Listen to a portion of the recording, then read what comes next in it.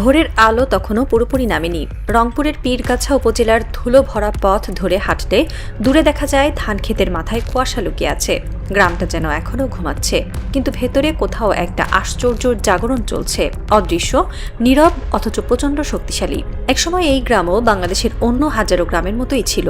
কৃষকের মুখে খরার গল্প, পানির অভাব, ফসলের দাম না পাওয়ার হতাশা। কিন্তু আজ এই নরম ভোরে যে শব্দটা ধীরে ধীরে ভেসে আসে তা অন্যরকম। তা হলো স্টিম চেম্বারের গুঞ্জন, যেন কোনো স্বপ্ন জেগে উঠছে মাটির ভেতর থেকে। এই গ্রামে জন্ম নিয়েছে বাংলাদেশের সবচাইতে আলোচিত কৃষি বিপ্লবের বীজ। টি ট্রি গাছের পাতার সুবাসে ভরে আছে বাতাস। যে গাছ আগে কেবল অস্ট্রেলিয়ার বুশল্যান্ডে পাওয়া যেত, সেই গাছ এখন দাঁড়িয়ে আছে বাংলার মাটিতে। এই দৃশ্যটি শুধু বিস্ময় নয়, এটি বিদ্রোহ। দশকের পর দশক ধরে ভারতীয় বাজারের উপর নির্ভরশীল যে কৃষি অর্থনীতি, তার বিরুদ্ধে নীরবে দাঁড়িয়ে থাকা বিদ্রোহ। একজন তরুণ প্রকৌশলী আরিফ আজ ভোরের প্রথম আলোয় নিজের ডিস্টিলেশন ইউনিটের সামনে দাঁড়িয়ে আছে। হাতে গ্লাভস, চোখে ক্লান্তির রেখা, কিন্তু মুখে যে দীপ্তি, তা বাংলাদেশকে নতুন যুগে নিয়ে যাওয়ার মতো প্রতিজ্ঞা। স্যার, আজকের পাতাগুলো বেশি ভালো, তার সহকারী বলে উঠল। আরিফ মৃদু হেসে পাতার উপর হাত বুলালেন, যেন ছুঁয়ে দেখলেন বাংলাদেশের ভবিষ্যৎ।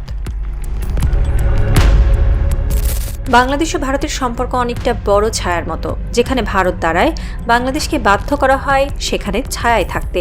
কৃষিক্ষেত্রে এই ছায়া এতটাই গভীর ছিল যে আমাদের কৃষকরা চাইলে নতুন ফসল নিতে পারত না, নতুন বাজারে যেতে পারত না, নিজেরাই প্রসাধনী বা ফার্মাসিউটিক্যাল বাজারের কাঁচামাল উৎপাদন করতে পারত না। ভারত চাইতো বাংলাদেশের কৃষি যেন শুধুই ধান, সবজি, চা, পাটে আবদ্ধ থাকে, কারণ এই সব পণ্য ভারত কিনে নিজেদের শিল্পে ব্যবহার করে বহুগুণ মুনাফা করত। আর বাংলাদেশ পেত কেবল মাটির ঘ্রাণের ক্লান্তি আর কৃষকের চোখের জল।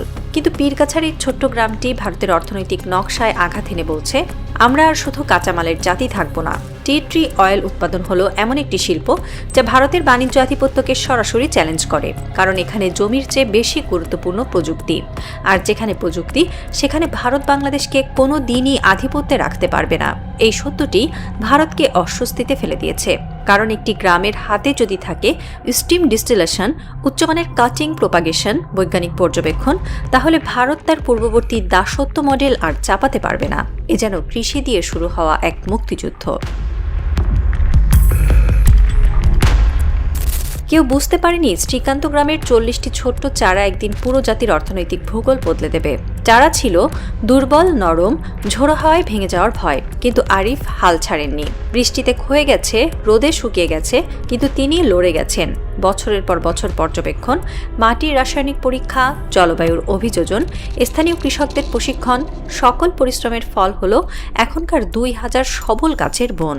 এই বন ভারতের গোয়েন্দা রিপোর্টে আজ নতুন হুমকি হিসেবে লেখা হয়, কারণ ভারতের শিল্প জানে বাংলাদেশ একবার প্রযুক্তি নির্ভর কৃষিতে ঢুকে গেলে আর থামবে না।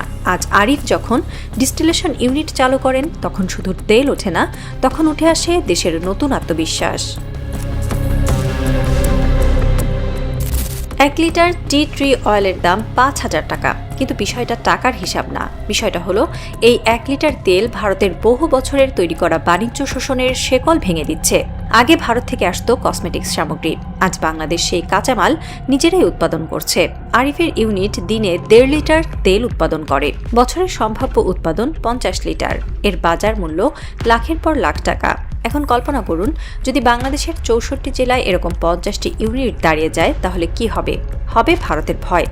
ভারতীয় কসমেটিক্স কোম্পানির বাজারে ধস পড়বে, আমদানি নির্ভরতার যুগ শেষ হবে, আর বাংলাদেশ প্রবেশ করবে এমন এক শিল্পে যেখানে ভারত চিরকাল চায়নি আমরা যাই।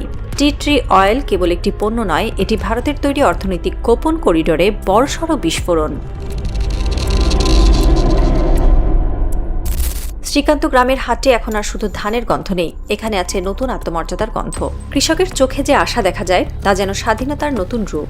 আগে কৃষকরা বীজ, সার, ঋণ সবকিছুর জন্য দৌড়াতেন, এখন তারা টি ট্রি পাতার মূল্য পাচ্ছেন নগদ। প্রতি গাছ থেকে 5 কেজি পাতা। একজন কৃষকের ক্ষেতে যদি থাকে 200 গাছ, সে মাসে যা আয় করে তা আগের পুরো মৌসুমের চেয়েও বেশি। নারীদের জন্য সৃষ্টি হয়েছে নতুন কর্মসংস্থান, পাতা ধোয়া, কাটিং তৈরি, প্রক্রিয়াজাতকরণ, প্যাকেজিং। এই কর্মসংস্থানের গন্ধ ভারতে পৌঁছেছে, কারণ নারীদের আয় বাড়লে ঘর বদলায়, সমাজ বদলায়, দেশ বদলায়। ভারত ঠিক এই পরিবর্তনই চাইতো না, কারণ স্বাধীন, অর্থনৈতিকভাবে সক্ষম বাংলাদেশ ভারতের জন্য সবচেয়ে বড় ভূ রাজনৈতিক ধাক্কা। বিশ্ব প্রস্তুত, বাজার প্রস্তুত, দরজা খুলে গেছে। প্রশ্ন কেবল, বাংলাদেশ কি সাহসী হয়ে সেই দরজা দিয়ে হাঁটবে? বিশ্ববাজারে টি ট্রি অয়েলের চাহিদা প্রতিনিয়ত বাড়ছে, অস্ট্রেলিয়ার সাপ্লাই কমছে, ইউরোপ নতুন উৎস খুঁজছে, এশিয়ার কিছু দেশ চেষ্টা করছে, কিন্তু কেউই এখনো বাংলাদেশের মতো ফলন ক্ষমতা দেখাতে পারেনি। বাংলাদেশ যদি মাত্র 1% বাজারে তুলে নেয়, তাহলে রপ্তানি আয় হবে শত কোটি টাকা, আর যদি 5% নিতে পারে, তাহলে এটি হবে নতুন চা শিল্পের জন্ম। কিন্তু এখানে ভারতের সবচেয়ে বড় বিপদ, বাংলাদেশ শুধু কাঁচা তেলের বাজারে নয়, প্রসাধনী শিল্পে ঢুকে পড়ছে। 1 লিটার তেল থেকে তৈরি হয় face wash, shampoo, hair serum, antiseptic cream, acne gel. এসব পণ্যের দাম তেলের চেয়ে 10 গুণ। বাংলাদেশ যদি নিজস্ব ব্র্যান্ড তৈরি করে, তাহলে ভারতীয় ব্র্যান্ডগুলো বাজার হারাবে। এটাই পুরো সমস্যার কেন্দ্র। ভারতীয় অর্থনীতিবিদের ভাষায়, বাংলাদেশ যদি হাই ভ্যালু এগ্রো ইন্ডাস্ট্রি গড়ে তোলে, তাহলে ভারত আর তাকে নিয়ন্ত্রণ করতে পারবে না। আজ আরিফের কারখানায় যে আগুন জ্বলে, তা কেবল পাতা সিদ্ধ করার আগুন নয়, তা এক নতুন যুগের আগুন। এই আগুন বদলে দেয় মানসিকতা, আত্মবিশ্বাস, অর্থনৈতিক গতি, ভূরাজনৈতিক অবস্থান। আগে গ্রামের মানুষ ভাবত, আমরা কৃষক, আমাদের ভূমিকা শুধু জমিতে। আজ তারা বলে, আমরা আন্তর্জাতিক বাজারের কাঁচামাল উৎপাদক। আগে তারা বিশ্বাস করত শহরই উন্নয়নের কেন্দ্র। আজ তারা জানে, উন্নয়ন গ্রামের দোরগোড়ায় এসে দাঁড়িয়েছে। এই পরিবর্তনই ভারতের জন্য ভয়, কারণ ভারতের আধিপত্য একমাত্র টিকে থাকে যখন প্রতিবেশীরা দুর্বল থাকে। কিন্তু বাংলাদেশ যখন শক্তিশালী হয়, ভারতের সমীকরণ ভেঙে পড়ে।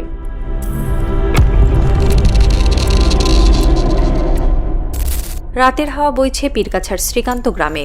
ডিস্টিলেশন ইউনিটের চিমনি থেকে উঠছে ধোঁয়া। চাঁদের আলোয় যা রূপ নিয়েছে রূপকথার পাতার মতো সাদা কুয়াশায়।